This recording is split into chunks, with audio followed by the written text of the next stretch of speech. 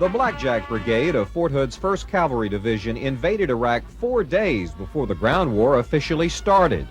In fact, 1st Cav's 12,000 soldiers fought a secret war that fooled Saddam Hussein's military and saved countless American lives. 1 year later, Colonel Randy House, a Texas Aggie who led the attack, hands over the reins of command. The full extent of the daring raid has been overshadowed by the quick victory. And although the war lasted 96 hours, for a lot of American units, it lasted over 30 days for the Cav. In early February last year, 1st Cav launched a series of attacks to trick Iraq into thinking it was the main American assault.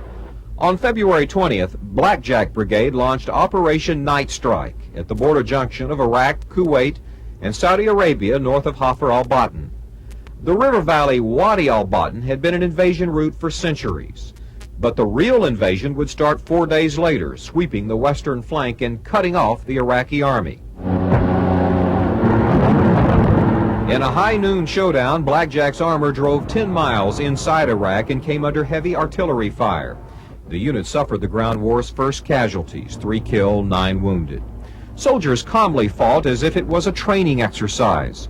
House, a veteran of 2 tours in Vietnam, says the support of the American people helped. In Vietnam, I spent a lot of time telling my soldiers why we were there, what we were doing, and all that. A lot of time. Over here, over in Saudi, I spent the precious time preparing the guys for the fight. Now the Army braces for sweeping changes in response to the disintegration of the Soviet Union and a domestic recession. Before the war, Fort Hood was targeted for deep cuts. Over the next 3 years, the Army plans to cut 1/3 of its war-fighting forces by eliminating or standing down 6 of 18 active divisions. But in the aftermath of the Iraqi war, Fort Hood will gain more troops. 1st Cav became one of 2 heavy divisions assigned to rapidly respond to regional conflicts. And the 5th Infantry will move here, bringing the total number of soldiers on the world's largest army post to 44,000. The memories of an alien, sand-blown land have grown distant, but the war planted seeds of new life. The homecoming 9 months ago produced a baby boomlet. The post hospital expects more than 400 births this month, nearly twice the normal rate.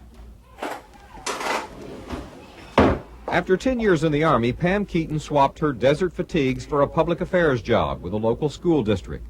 Both Pam and her husband Doug served in the war. The reunion with children Chelsea and Joshua was easy. We've shared things that a lot of couples never share. You know, being scared of whether or not you're ever going to see your kids again, and that you might lose each other somehow. So we came back a lot stronger. But it's a difficult time as the Army shrinks its ranks and offers some soldiers cash to get out.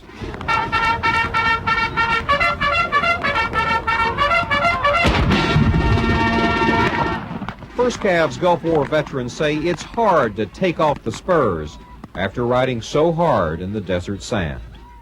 Robert Riggs, Channel 8 News, Fort Hood.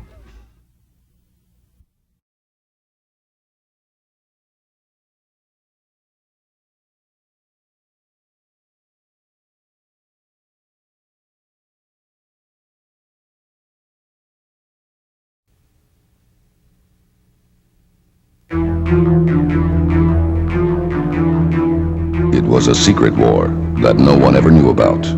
Until now. Tonight, News 8's Robert Riggs takes you back to the Gulf War. You'll hear the story never told, see footage never seen, and learn the secret plan that fooled Saddam and won the war. Operation Night Strike. Tonight at 10, only on the News 8 Update.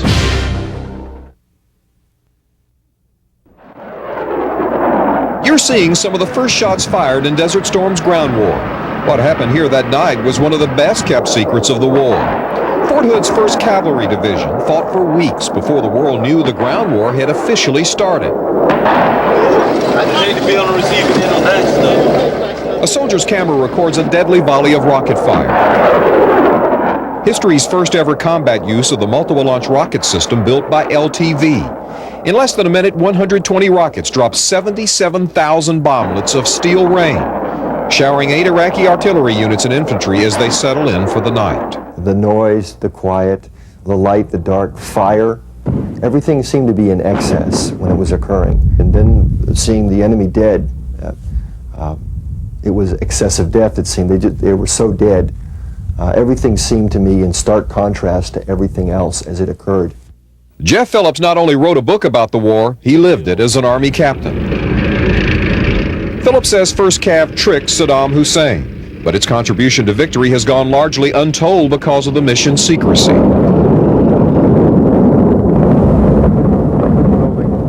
Drops the bomb down through the center of the building. 3 weeks after the start of the air war, 1st Cav launched a series of secret ground raids, all aimed at drawing Saddam's attention away from General Schwarzkopf's real invasion route, which would begin 3 weeks later. The one guy we captured said that the Air Force really didn't do no damage on him, but when we fired, they'd never heard the system before, and they'd hear a plop.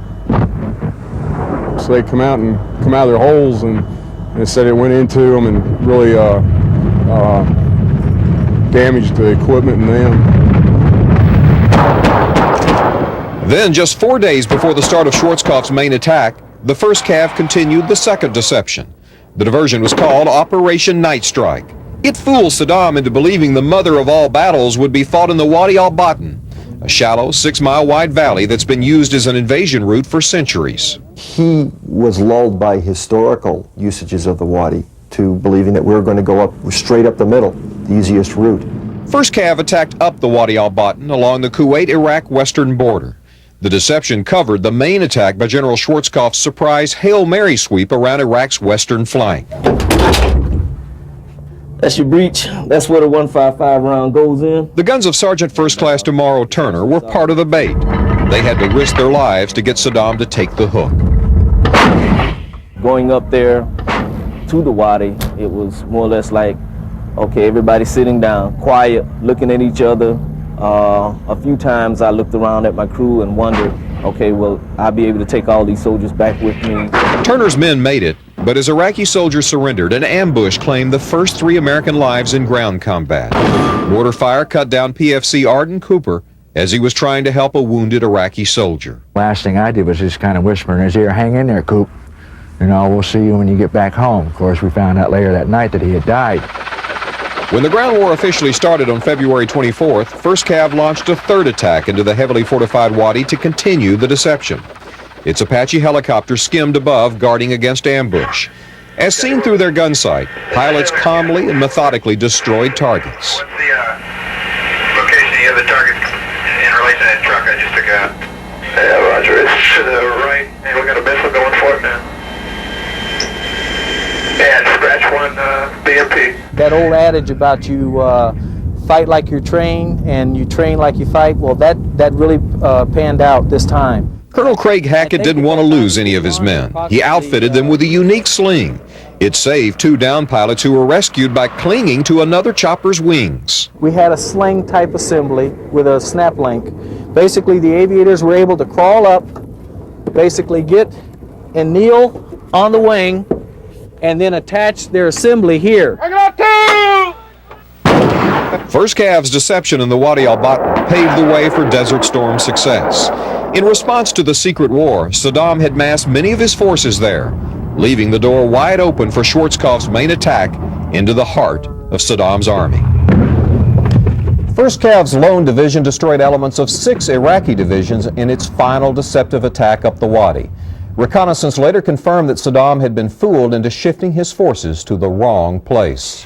And Tracy, the soldiers tell me that they knew that they had tricked Saddam because suddenly he set off hundreds of fire trenches that were filled with oil, and that was the key to tell them that it worked. But Robert, after 1st Cav made its final deceptive attack, what did it do in the last hours of that 100-hour war? Another amazing story. They withdrew back down the Wadi, marched 26 hours to the front, joined the other units, had the Republican Guards, the elite units of the Iraqis, in their sights. The ceasefire came. They had to stop. They're very frustrated they didn't get to finish the job. They said that if we'd had one more day, Saddam Hussein's army would have been scrap metal. Amazing. Interesting. Thank you very much, Robert.